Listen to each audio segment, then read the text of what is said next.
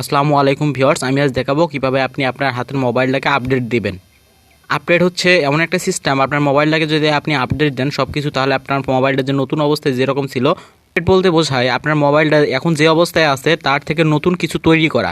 মানে আপনার মোবাইলে যে অ্যাপগুলো আছে এখন, এগুলো কিন্তু আগের ভার্সন। আপনি যদি মোবাইলটাকে আপডেট দেন সেক্ষেত্রে আপনার অ্যাপগুলো কিন্তু নতুন ভার্সনে পরিবর্তন হবে।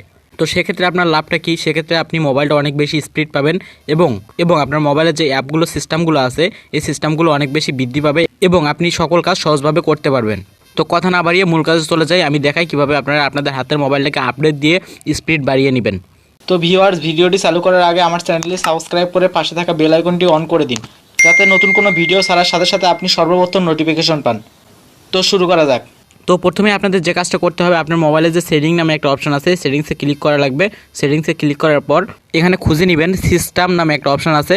আপনারা যদি এভাবে খুঁজে না পান, ওপরে সার্চ অপশন পাবেন, এখানে সার্চ অপশনে সিস্টেম লিখে সার্চ দিতে পারেন। নিচে আমার এখানে সিস্টেমটা আছে, তো আমার এখানে সার্চ দেওয়ার দরকার নেই, আপনারা না পাইলে এখান থেকে খুঁজে নেবেন। তো আরেকটা কথা না বললেই নয়, আপনারা যারা ভিডিওটা দেখে অর্ধেক কাজ করেন অর্ধেক করেন না, সেক্ষেত্রে আপনার মোবাইলে অনেক বেশি সমস্যায় পড়ে থাকে। কারণ সেটিংসের কিছু কিছু কাজ করলে আবার কিছু কিছু কাজ না করলে মোবাইলটা অনেক বেশি সমস্যার মধ্যে পড়ে এবং কোথা থেকে কি হয়ে যায় আপনারা নিজেই বুঝতে পারেন না। সেক্ষেত্রে আমি বলি সম্পূর্ণ ভিডিওটা দেখবেন, তাহলে সব কিছু সুন্দরভাবে বুঝতে পারবেন। সিস্টেমসে ক্লিক করার পর আমার সামনে এমন একটা ইন্টারফেস বাইরে হয়েছে। দেখুন এখানে একটা অপশন আছে, দেখুন সফটওয়্যার আপডেট নামে। এখানে সফটওয়্যার আপডেটে আমি ক্লিক করব।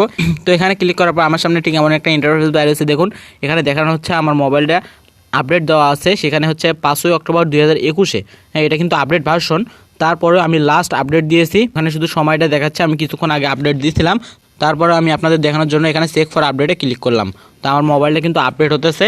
শুধু এইটা না, আপনাদের আরও একটু কাজ করা লাগবে। তো এখান থেকে আপনারা ব্যাগে চলে আসবেন, এখানে আপনাদের সেটিংসটা কিন্তু আপডেট শেষ। তো এবার আপনাদের কী করতে হবে, আপনাদের মোবাইলে যে প্লে স্টোরি অ্যাপটা আছে এই প্লে স্টোরি অ্যাপটা ওপেন করতে হবে। তো প্লে স্টোরিতে চলে আসবেন। প্লে স্টোরিতে আসার পর আপনাদের সামনে এমন একটা ইন্টারফেস বাইর হবে। এখানে দেখতে পাচ্ছেন কর্নারে আপনার জিমেইলের লোগো পাবেন, এই জিমেইলের লোগোতে ক্লিক করবেন। এখানে ক্লিক করার পর আপনাদের সামনে ঠিক এমন একটা ইন্টারফেস বাইর হবে। এখানে দেখতে পাচ্ছেন ম্যানেজিং অ্যাপ অ্যান্ড ডিভাইস নামে একটা অপশন আছে, এখানে ক্লিক করবেন।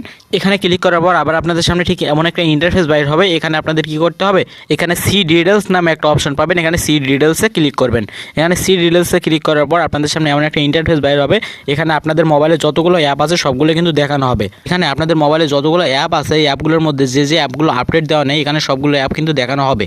আর যেগুলো আপডেট দেওয়া আছে সেগুলো দেখানো হবে না। তো আমার এই অ্যাপগুলো একটাও আপডেট দেওয়া নেই।